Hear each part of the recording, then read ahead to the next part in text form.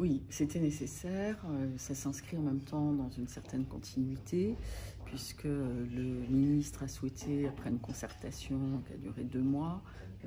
faire vraiment un ensemble de mesures qu'il a annoncées hier pour qu'on ait un choc des savoirs. Choc des savoirs, c'est pour que sur les savoirs fondamentaux, on puisse vraiment s'assurer à tous les niveaux, dans le premier degré, au collège, bon ici on est au collège Simone Veil, et puis aussi au lycée, il y ait un renforcement sur le français, sur les mathématiques, parce que c'est les deux disciplines sur lesquelles s'appuient aussi toutes les autres et auxquelles contribuent d'ailleurs aussi toutes les autres. On a notamment la question du redoublement. Est-ce que c'est une question un peu taboue en France, notamment dans l'académie? Alors peut-être avant de parler du redoublement, dire un mot sur le collège, parce que ici je viens de voir des groupes de niveau pour des cours de soutien ou d'approfondissement en français et en mathématiques. On est un peu dans une des mesures qui a été annoncée hier par le ministre, c'est-à-dire la mise en place de groupes de niveau au collège pour que les élèves les plus fragiles puissent être accompagnés en tout petits effectifs sur l'acquisition des notions, des connaissances, des compétences mathématiques et français. Mathématiques, par exemple, c'est très important. Et ça sera mis en place sur l'ensemble des classes, 6e, 5e, 4e, 3e. Alors, redoublement, c'est une question qui est débattue, qui est discutée aussi, y compris par les études scientifiques.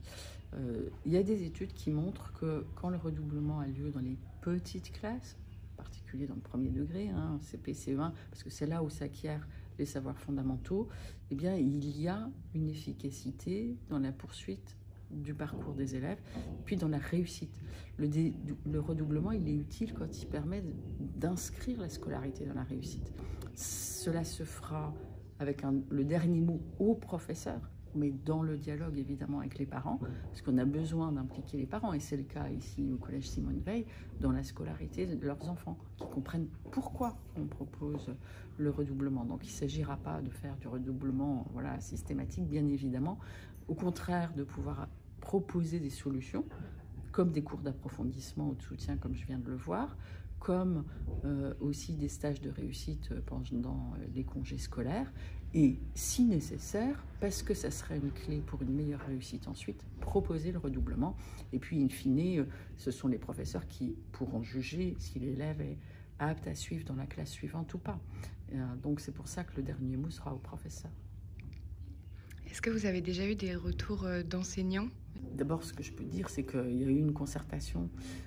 les organisations syndicales, il y a eu même une consultation ouverte, il y a plusieurs centaines de milliers de professeurs qui ont répondu à cette consultation, donc ça a intéressé les professeurs, et il y a des mesures qui sont vraiment attendues. Par exemple, celle du dernier mot aux professeurs pour le redoublement, c'était attendu par les professeurs, et même les parents, en fait,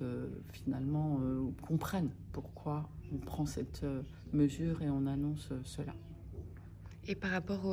au brevet, pour vous, c'était nécessaire de... C'est aujourd'hui, les élèves de 3e, qu'ils aient ou pas leur brevet, ils savaient qu'ils allaient aller au lycée. Donc aujourd'hui, c'est déjà une motivation pour qu'ils s'impliquent dans leur scolarité jusqu'à la fin de l'année de 3e, pour les professeurs aussi, pour mettre une petite pression sur le brevet des collèges, pour qu'il y ait vraiment la validation des compétences par l'examen, par les notes, équilibré avec le contrôle continu, mais dans un équilibre qui montre cette exigence du brevet, ce soit un vrai diplôme, puis une vraie clé d'entrée vers le lycée. Je pense que je suis effectivement satisfait qu'il y ait une prise de conscience sur l'importance de l'enseignement, notamment des mathématiques, puisque je suis professeur de mathématiques.